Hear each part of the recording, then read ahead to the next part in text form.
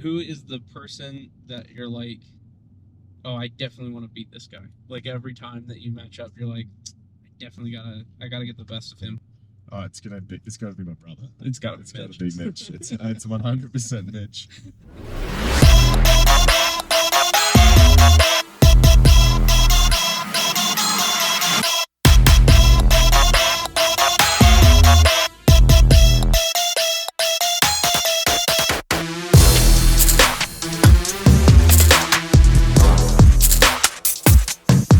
Welcome to the Late for Practice podcast. I'm your host, Will, and today I'm sitting here with Bailey Wilson. Well, thanks for having me on the show. I'm glad I could make it on. Thank you, buddy. Appreciate you coming on. This is awesome. So, Bailey, captain of the Warriors. Yep. You also played at Lone Peak High School, and then you played college ball. Where do you play college ball at? Played at UVU, Utah Valley University. Played there for about 2 years. So, That's right. Just played there for a little bit. And all of these places, what's been your favorite rugby moment? Oh, that's a good question, man. Probably, I mean, it's hard to pass up like my debut, my first game for the Warriors. I think that was something pretty special. Back in 2020, debuted with like 8 or 9 of the boys now. So, yeah, that was probably my most special moment. But there's been so many along the way that it's hard to pick one. You know. Let me ask you, as a player, what do you think are the strengths and the unique qualities that the Utah Warriors carry on that it may be different from other MLR teams? Yeah, definitely. I think the first one I would say is definitely the camaraderie with the boys. Like the boys are really, really tight together. A great core group of guys that love getting around each other outside of training. So yeah, number one, you got to have a great group of boys. But then I think the physicality that we bring is huge every game. I mean, we try to be the most physical ones out there, and then probably also just the fast, free-flowing, exciting rugby. That it's kind of the style that we like to play. It suits us. It suits some of our boys, and it keeps the fans happy and entertained the whole time. Jared Woodby called it expensive rugby. Yeah. Expansive, but it's expensive. Comes at a cost. But yeah, it's exciting. Did you guys choose that style of play because we're at such a high altitude, and the hope is that you guys can kind of gas them before? Yeah, for sure. I mean, that's kind of like, you kind of look at the DNA that we've got. We've kind of got those kind of players, and then yeah, I'd say it's been probably developed over the last few years. Yeah, we definitely want to play fast, get the teams caught out up at altitude. We want to make them gassed because we train at it every day, so we're kind of used to it now. Something that's also interesting is when the league first came into play, a lot of these teams couldn't get the right width of the field, of the pitch. Yeah. And so they would build these teams that were harder hitting teams because they knew that they had to run up the middle every week at home. Whereas we've always had Zions Bank Stadium and always had that wide pitch. So I think it's a great tactical move. Yeah. Honestly. Yeah. Yeah. No, it's huge. I think it's the perfect MLR stadium at the moment, and it's the boys love playing there. I love playing there. It's electric. I recommend anyone that gets a chance to come out to a game, come out. Little shout out right there. Our last game in 2 weeks' time against Chicago should be a cracker. Yeah, it is a rowdy bunch out there at Zions Bank Stadium, so it's fantastic. Let me ask you, who is like one of your rugby idols? Who do you look up to? Who do you think of whose poster did you have on the wall as a kid? Yeah, as a kid growing up, definitely Michael Hooper and David Pocock. I mean, 2 Aussie players. They're both flankers, so same position as me. Both have captained Australia. Michael Hooper currently captains Australia. He's just unreal workhorse. I mean, he's great over the ball, and they're just exciting, fun players to watch. That's awesome. Yeah. What does it mean to you to be a captain of this Warriors team? Yeah. No, it's a great privilege and a great honor. I love holding the title and representing the boys. But at the end of the day, it's just a responsibility, and you got to step out of there on the field and back it up. So that's kind of what it means to me. That's awesome. What qualities or what aspects do you think you brought that made the coaches trust you enough to be that captain? I think someone that's just willing to do the work themselves. I'd never ask anyone on the team to do anything that I wouldn't be willing to do myself first. But then I think just I don't know if that probably the youthfulness maybe brings a bit of energy, get the boys fired up, kind of stuff like that. I think is probably what they're looking for. Well, we've seen your post-game ritual of after a win, the Mighty Warrior song. What's your pre-game ritual? Personally, my pre-game ritual is pretty chill. Honestly, just like to take it pretty chill. I don't really think about the game too much on the game day, too early on. Just kind of chill out a little bit, and then yeah, just pre-game. I just like to do a bit of visualization and meditation, get in the right headspace. But yeah, definitely don't want to overdo it too early on. Okay. How is it that you go into training like for a match for the week? What does that look like? How do you guys prepare for a matchup? Yeah, so on a typical week, normally Monday we come in and it's just a review of the previous week, with maybe a little bit of a preview of what's to come this week. And then Tuesday, Thursdays are normally our hard days where we get through a lot of the meat and potatoes of the week and get our reps in, get a bit of contact in those days too. And then Friday's usually captain's run, and then which is pretty chill. And then we head into the game on Saturday. So it's nothing too crazy. Bit of recovery sprinkled in there, usually on the day off. Bunch of the boys, we go to EOS, which is just one of the local gyms, go for a swim, little cycle, jump in the sauna, and just go for a coffee afterwards usually. There you go. What life lessons have you taken from either like a coach or the ownership or whoever you've been on the pitch with? What life lessons has rugby taught you? I think the first one would probably be humility. Playing with rugby players are some of the most humble guys ever. You see a lot of the struggles that they go through on a day-to-day basis, off the field, on the field, and you see where a lot of people come from. And yeah, I think humility is a massive one, and then also just sacrifice kind of goes hand in hand with that.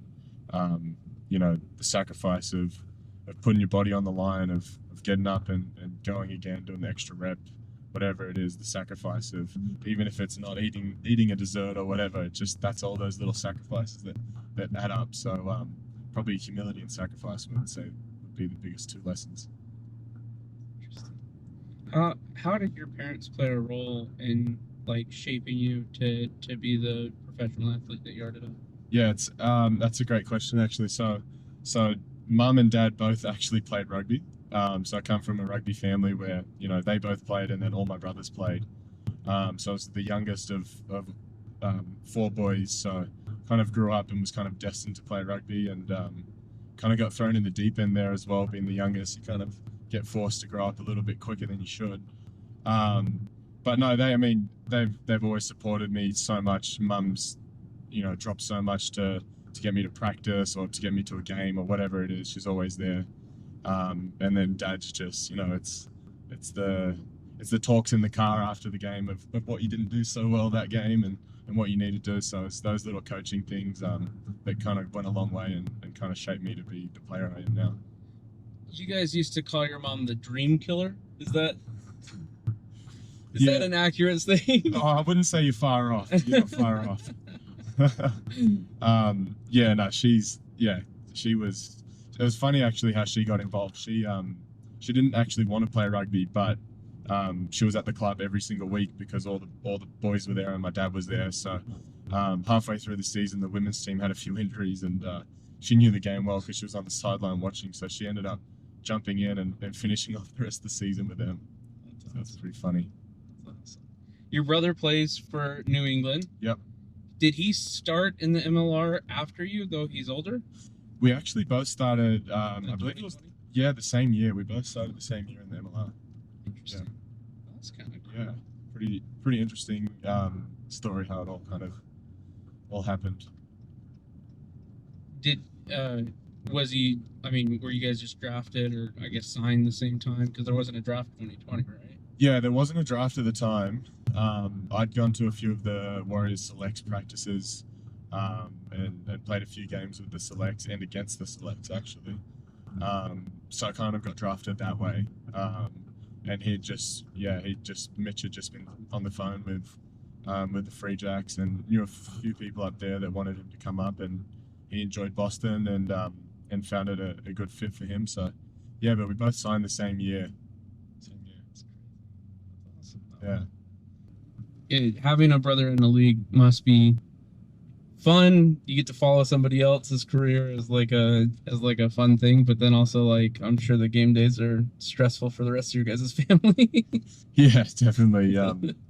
Yeah, mum's always pretty stressed on game day. She's usually got both games going if they're on at the same time, or yeah, she loves it though. So she doesn't get too stressed other than when we play each other. She gets pretty stressed on those ones, but yeah, good thing we won the last one. What steps do you take as a captain to make sure that you're fostering unity within your squad?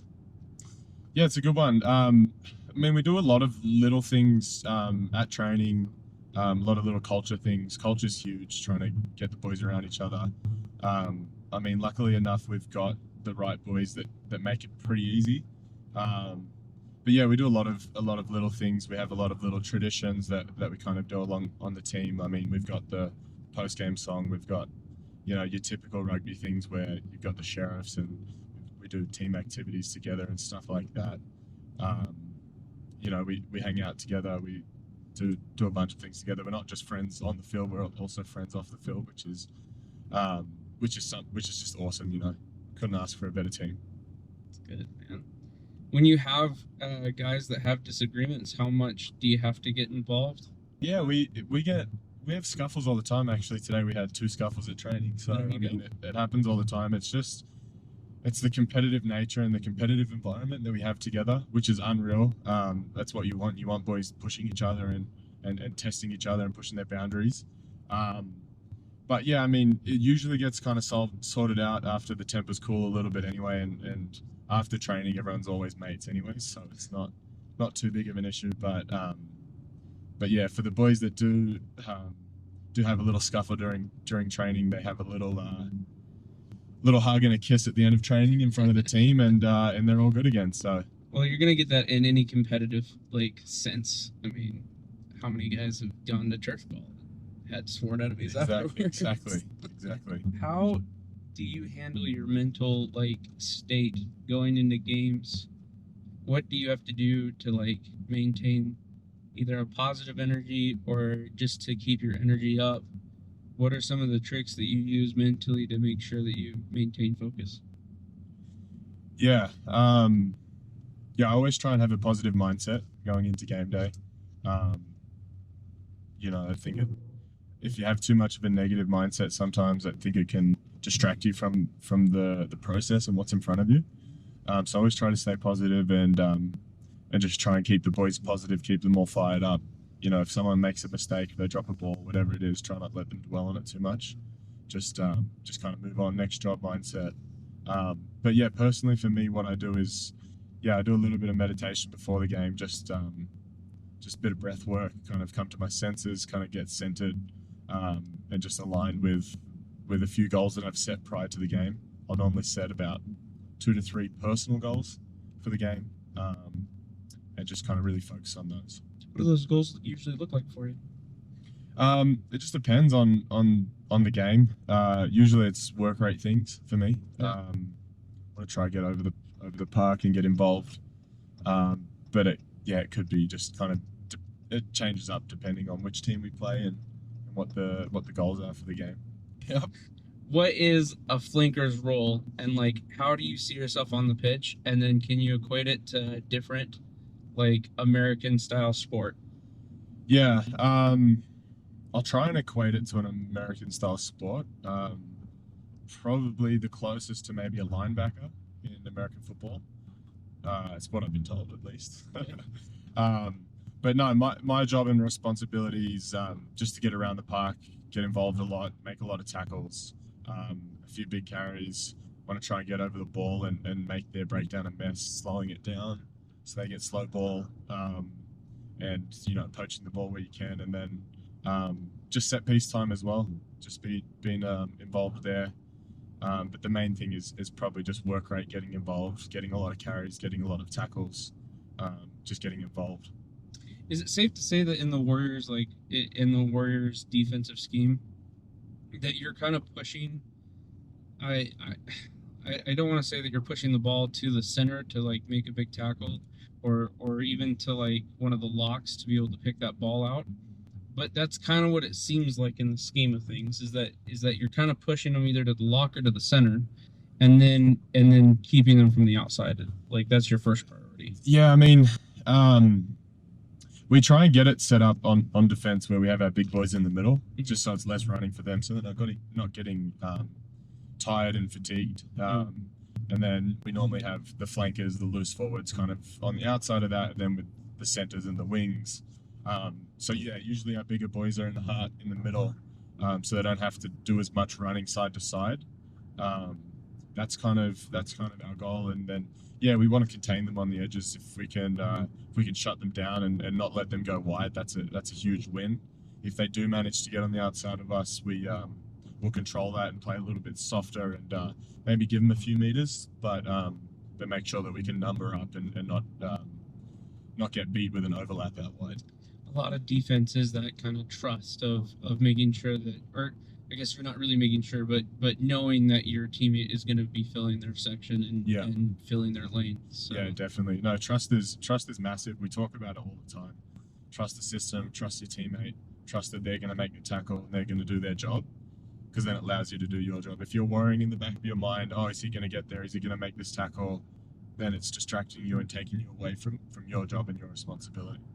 And that 2021 season, maybe it was the 2019 season, I can't remember. There was a problem of cheating in all the time. I don't know if this will make it anyways, but I do remember wingers would cheat in all the time, and then there would be problems on the outside edge because it just seemed like they just weren't trusting that outside guy. Yeah, so. A lot of the time when someone shoots out of line in a defensive system, it's just because either they're trying to be a hero and make a big hit, which sometimes it works and that's great, but if it doesn't work, then you can put your defense under a lot of pressure and a lot of stress.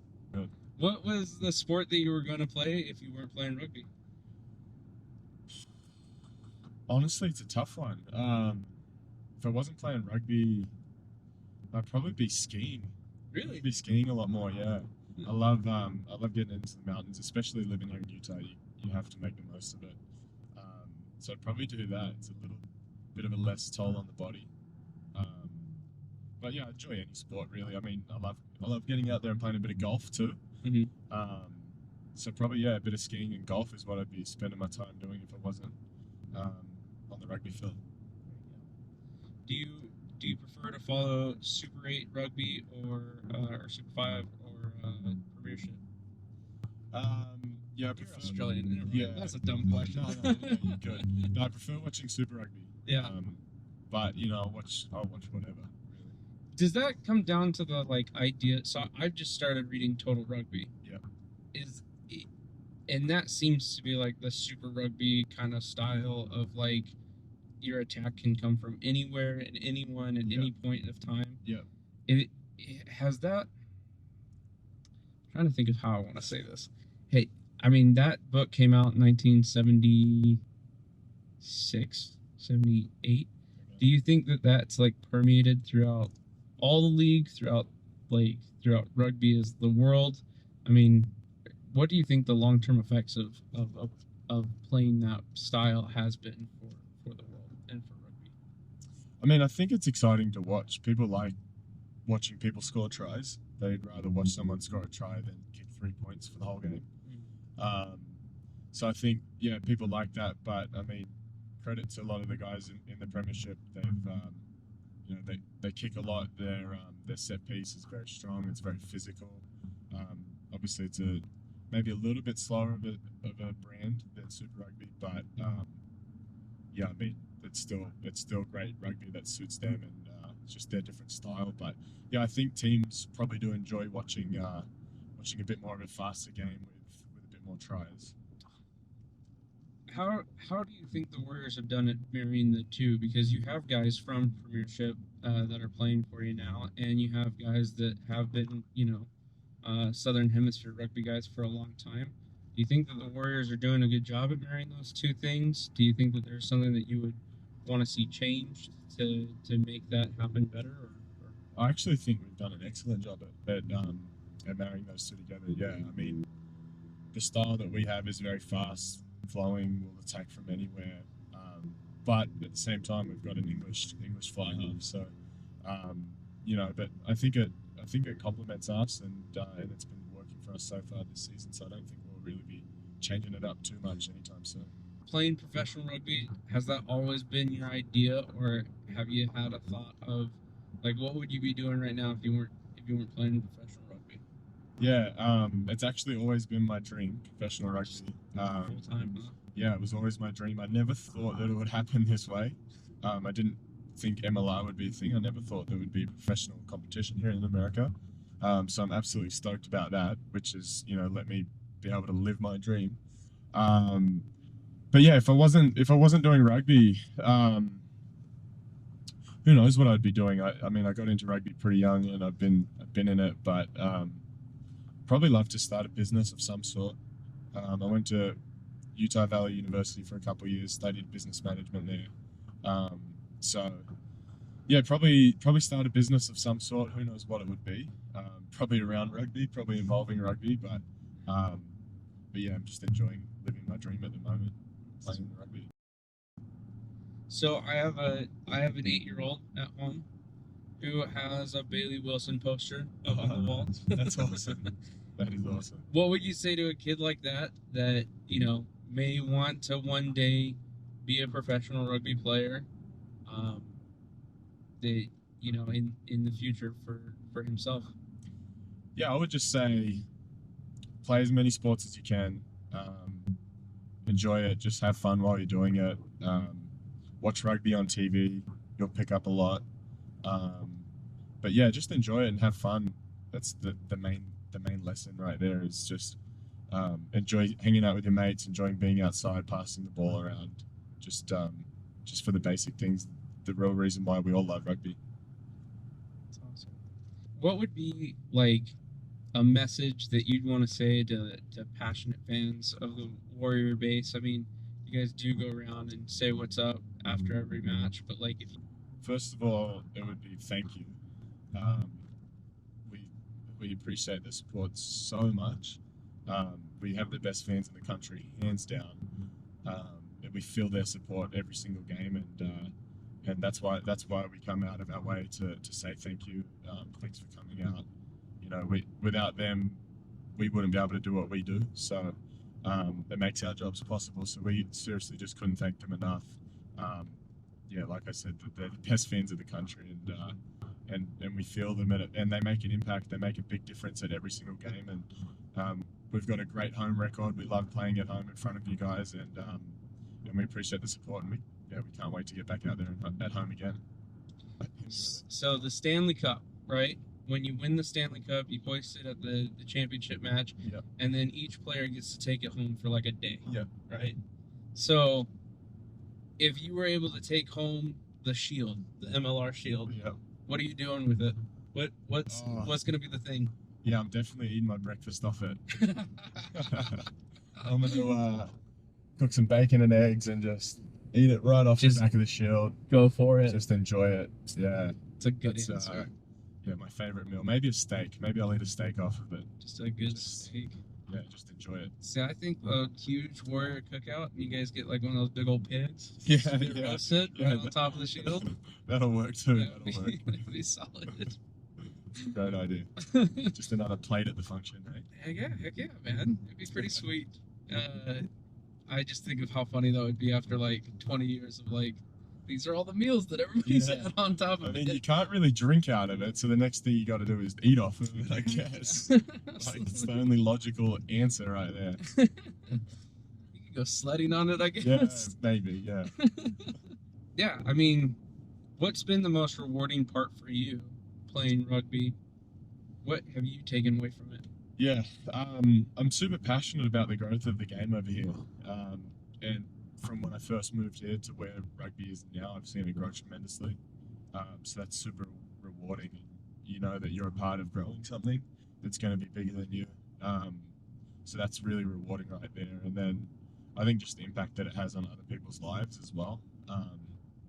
whether it be fans that come out and they love the games, they love enjoying it, watching the games, or whether it be just the relationships that you build with the teammates. I think those things are probably the biggest impact on me.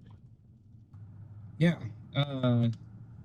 What is it that you think is the most important thing for rugby teams, coaches, MLR teams? What do you think the most important thing or the next step should be for growing rugby in North America? I think it's just getting the kids involved.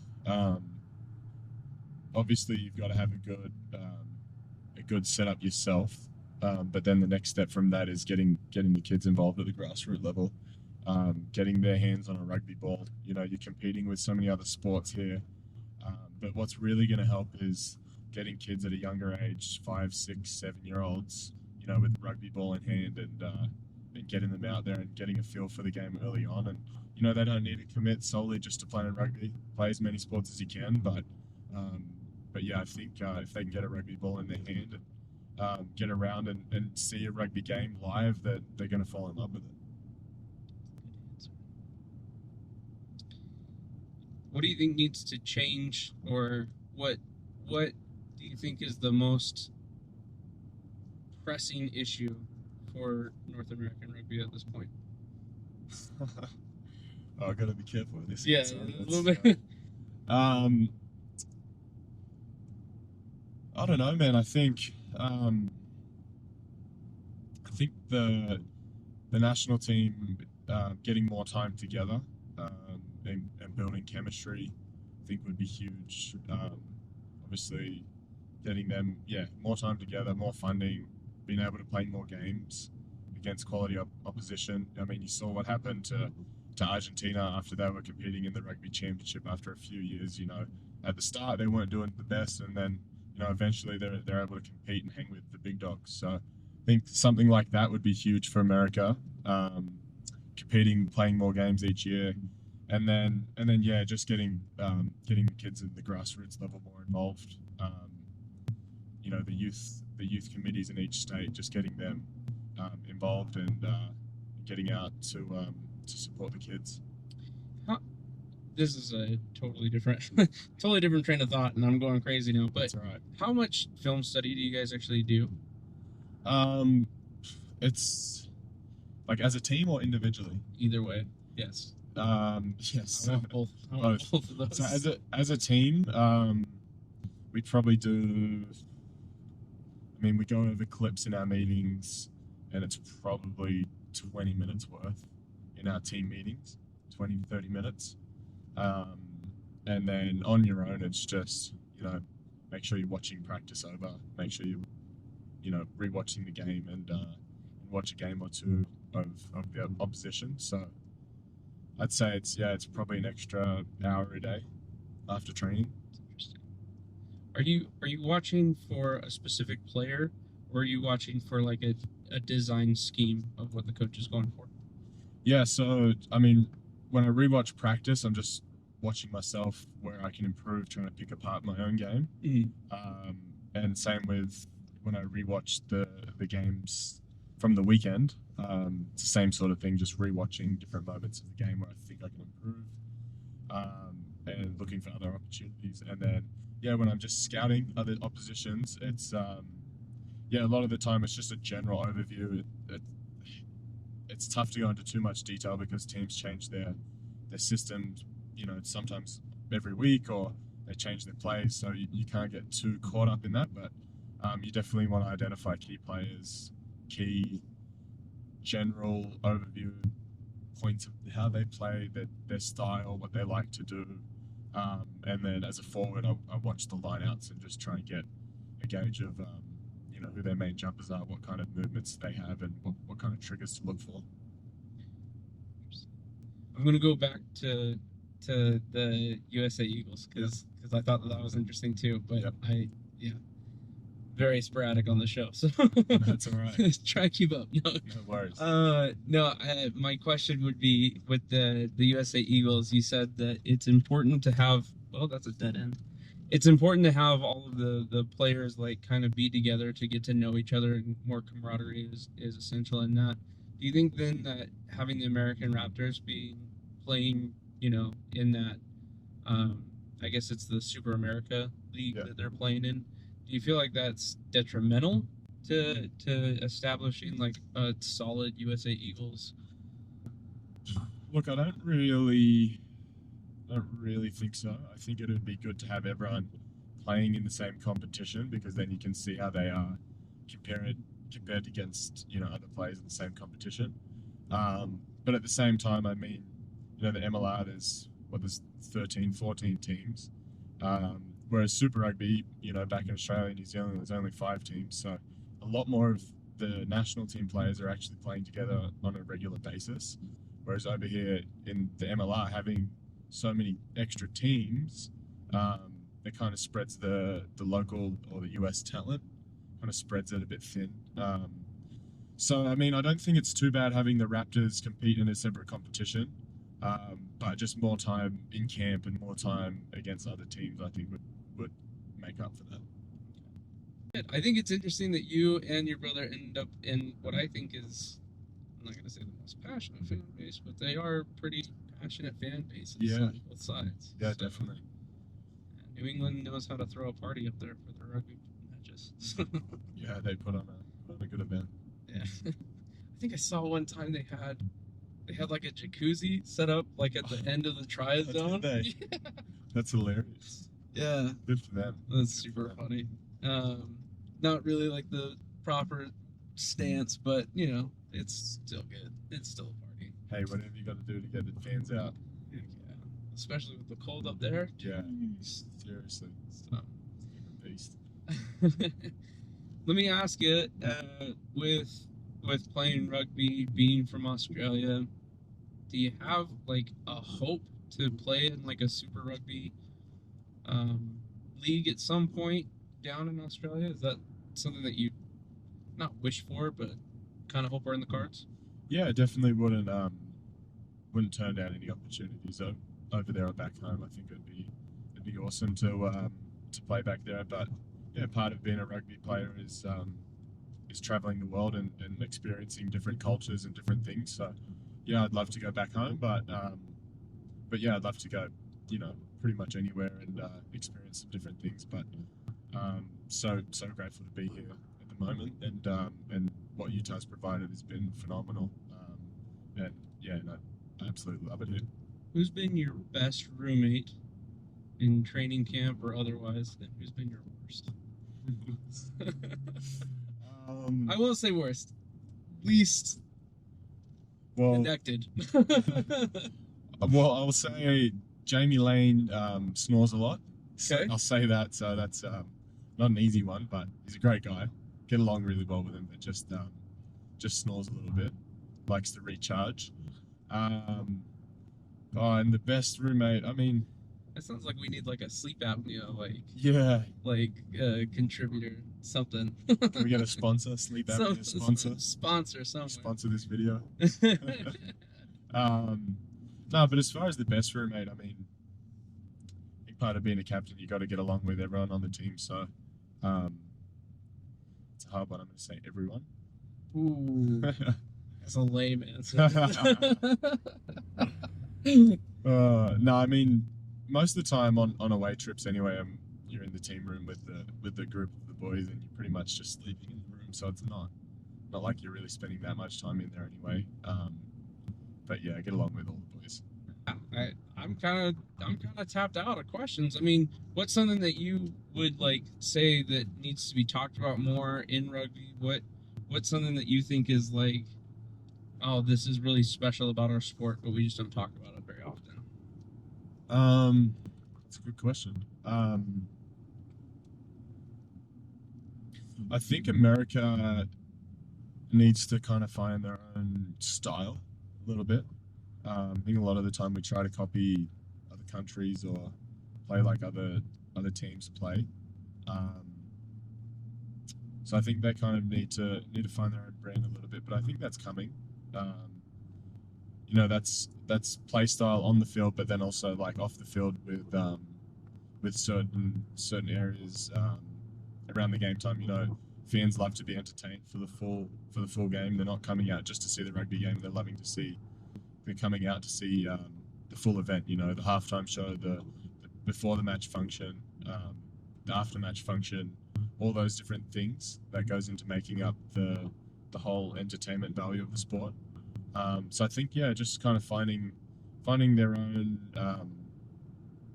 identity, I guess, would be a good way to put it.